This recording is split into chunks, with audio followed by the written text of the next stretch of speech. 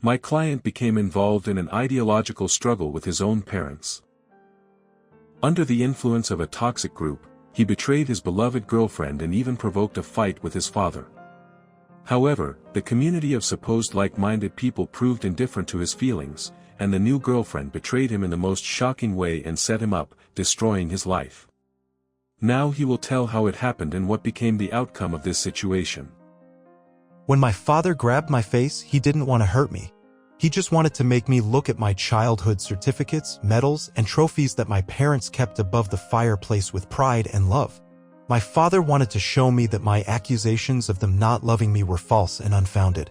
His heart hurt because of my words. But instead of understanding that, I hit him. It wasn't a hard hit, but my father didn't expect it, so he lost his balance and fell to the floor. He takes good care of his health and is in great shape, so I'm sure he could have knocked the crap out of me. But instead, he just looked at me with absolute confusion and some kind of childish hurt. He stood up with dignity and calmly told me to get out of his house and forget that I have parents. They would continue paying for college, but if I considered them my enemies, I'd have to feed myself.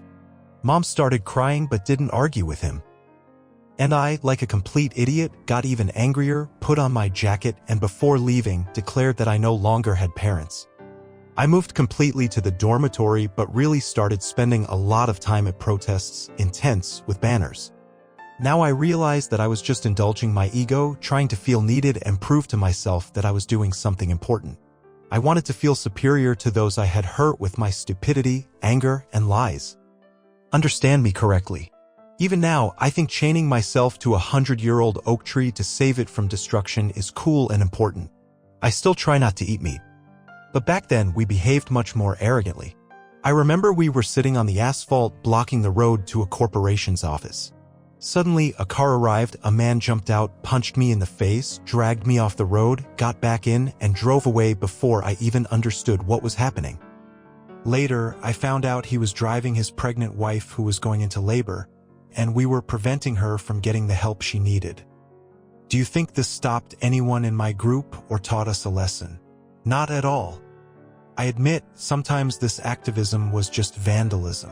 They painted graffiti on walls supposedly to draw public attention to some problem.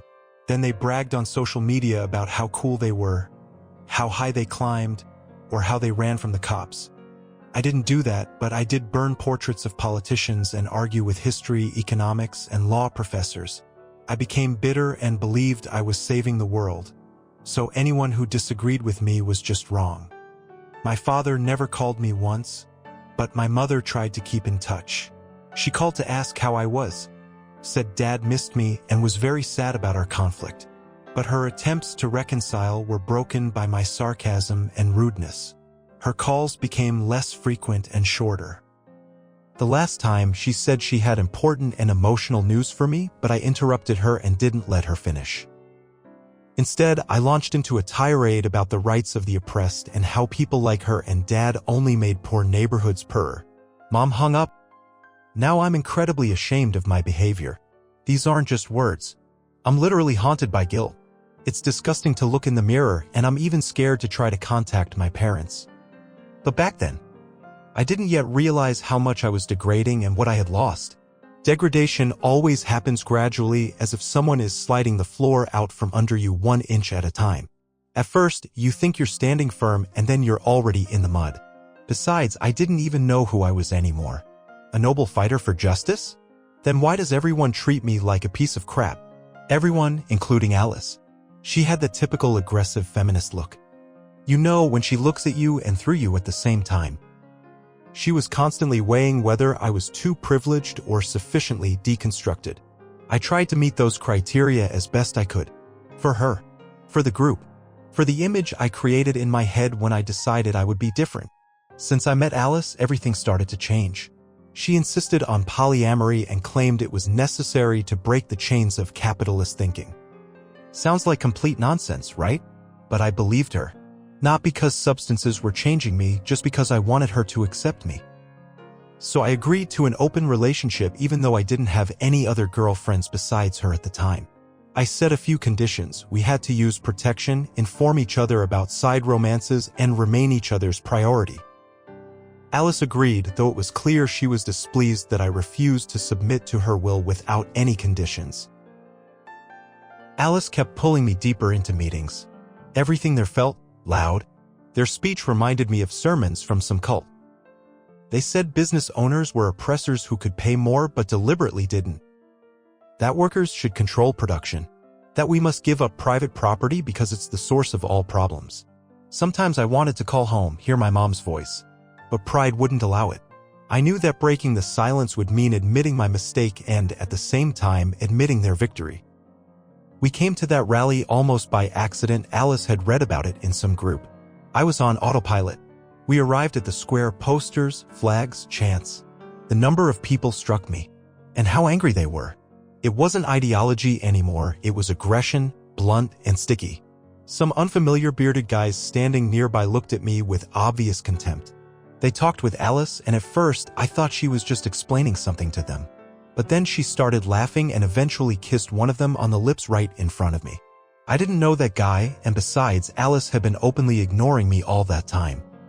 So she broke the rules of open relationships she had agreed to herself. Our mutual friends were present during that scene and looked at me either with disgust or pity. The guy's friends clearly mocked me.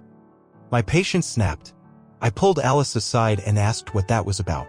She said I was possessive and toxic, that I behaved like a typical privileged man who thinks a woman belongs to him. I was shocked. I thought we were a couple, that we were together. But she laughed, said that the body is a political tool of struggle and I needed to learn to think dissentered. I couldn't hold back. I said she was sick and just despised me. Then the guy she kissed stepped out from behind her. Without a word, he punched me in the face.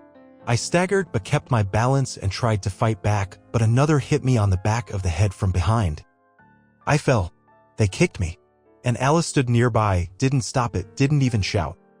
She and the rest of our group just watched. She didn't care what would happen to me. I was beaten, but I avoided serious injuries because someone stopped those men. Definitely not Alice, the voice was male and unfamiliar. It seemed to be ordinary passers-by. They helped me up.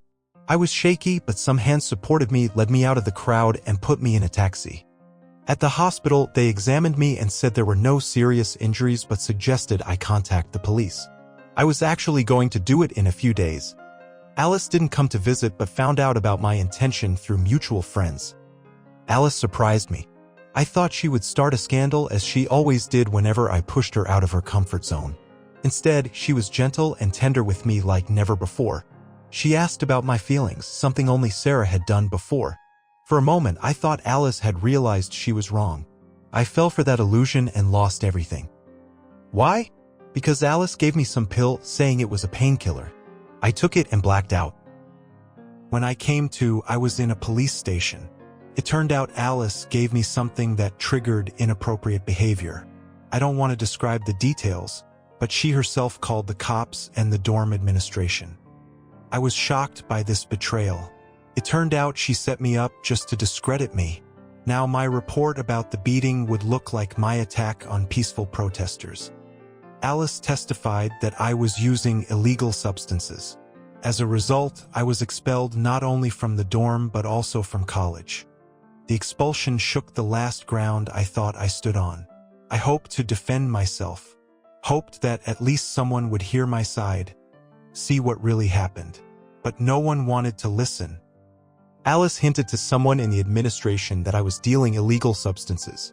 Of course, that's complete nonsense. I've always stayed as far away from that as possible, unlike some of our mutual acquaintances. I was called to a meeting with the administration.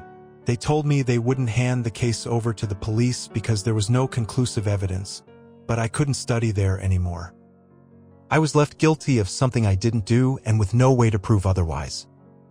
The rest of our group turned their backs on me. They claimed that the truth about my situation would discredit the protest movement.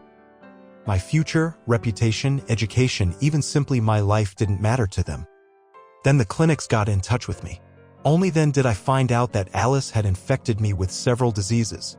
Nothing incurable or deadly, but some of these infections could have been dangerous to my health if left untreated. Alice cut off all contact with me. Later, I learned that her new boyfriend was one of the men who had beaten me. She tried to impose ideas of polygamy and open relationships on him, but when he caught her in bed with another man, he broke her jaw and fled the state. However, he carries a set of diseases that Alice left him as a souvenir, just like she did to me. Honestly, I don't feel sorry for Alice. On the contrary, I'm glad she felt at least some of the pain she caused me with her shameless actions. I rented a small room that I could barely afford. I had almost no money. I hadn't spoken to my father for a long time, and of course, they no longer supported me. For the first time during all this nightmare, I wrote to my mother. She was the only one who still had any weakness for me, and she replied. She didn't justify me or support me. She simply asked if I was safe and said she would send some money for treatment. But she made one condition: I had to see a psychologist. At first, I got angry, but later, when I was out of money and food, I agreed. I accepted. Before that, I tried to do something with my life. An old man with a round cap he always wore on his head helped me. He owns a small bookstore and agreed to give me a job even though I had an empty resume and an unpresentable appearance. He said he used to be a rebel too, but with age, he learned to see more in people than just their views. Those few weeks were the first time I felt some kind of stability. The bookstore owner didn't pay much, but I had a place to go, people to talk to, something to do. It was a quiet, calm space smelling of old pages and coffee where no one held debates about how to redistribute the world's wealth. But even in that place, I couldn't hold back. I started making demands. I said I deserved more. That as the owner, he should share the profits with me. I told him that the book business was parasitic on culture and that he was essentially a capitalist. At first, he laughed. Then he just stayed silent. Then he seriously said that the only parasite here was me. And he wouldn't allow it. Either I accepted his terms or I was out. It may sound strange, but those words were the first thing that hit me like a cold shower. I don't know why. Probably because for the first time I realized that in my fake fight, I had never created anything except conflicts and aggression. I started earning a living through honest work, and that gave me some inner fullness, a strange satisfaction from the results of my labor. My boss never brought up my strange claims and always treated me politely and loyally. He couldn't pay much but would let me leave early or take a day off without questions if I asked. Also, I completely quit all my bad habits. I realized I had tried to fill the inner emptiness first with someone else's ideology, then with unhealthy relationships and alcohol. That was my mistake. I was lucky not to have any addiction. That was already a relief, but I truly felt better thanks to therapy. There, in the office with soft chairs and shelves full of books, I began to unravel the knot of my own life. I talked about my parents, the lack of attention, about my ex-girlfriend who loved me, but I betrayed her. I talked about how I succumbed to leftist ideology because it seemed to me a way to fight injustice but was really just a way to punish my parents for their coldness. Instead, I was guilty of losing the only sincere relationship I had. It is quite typical for my guests to look for reasons for their behavior in the outside world. I told this client, and with his permission, I repeat it here, another person in his place would not have become captivated by a harmful ideology nor allowed charismatic but essentially indifferent outsiders to push close and dear ones out of their life. Although part of my client's behavior certainly stems from feelings of abandonment and loneliness he suppressed since childhood, the responsibility for the consequences of his actions lies solely with him, just as the blame for an attack lies solely with the aggressor. The hardest part was realizing that I betrayed the only person who truly loved me. Sarah was sincere with me, and I thought she wasn't good enough for my new circle. But in reality, it was the opposite. I let myself down when I chose those who had neither respect nor feelings for me over close people. And when they disappeared, I was left alone. Inspired by therapy, I tried to contact Sarah, and we actually met. She was detached, indifferent, and cold. She immediately said that it was over between us and there was no question of restoring our relationship because she respected herself too much. Hearing that was incredibly painful. It seems that only then did I fully realize who I had lost. Sarah was honest, intelligent, beautiful, and strong-willed. I remembered how tender she could be, but now she showed absolute firmness. Not the kind shaped by some imposed ideology, but the strength that came from her own character. When I recall her cold gaze, it takes my breath away. And yet, even though she didn't want to rebuild our relationship, Sarah still had decency and empathy. However, she agreed to meet to tell me some news she learned from her father, who was friends with my parents. Apparently, my mother is pregnant. That's what she wanted to tell me when I interrupted her with my nonsense. I really want to return to the family, not to get back the usual level of life and comfort, but to be close to them. My mother is over 40 and a late pregnancy will be a challenge for her, so I have to support her. But will they accept me back? How do I earn their forgiveness? This is one of the reasons I agreed to this anonymous confession. I need advice. Also, I want to warn other young people in my place. I went from a well-off guy with a wonderful family and a beloved girlfriend to an outcast, a traitor, and a marginal. Imposed foreign ideas turned out to be a trap. They give the illusion of struggle, the illusion of righteousness, which can satisfy the ego for some time but cannot bring real comfort because they leave an inner emptiness.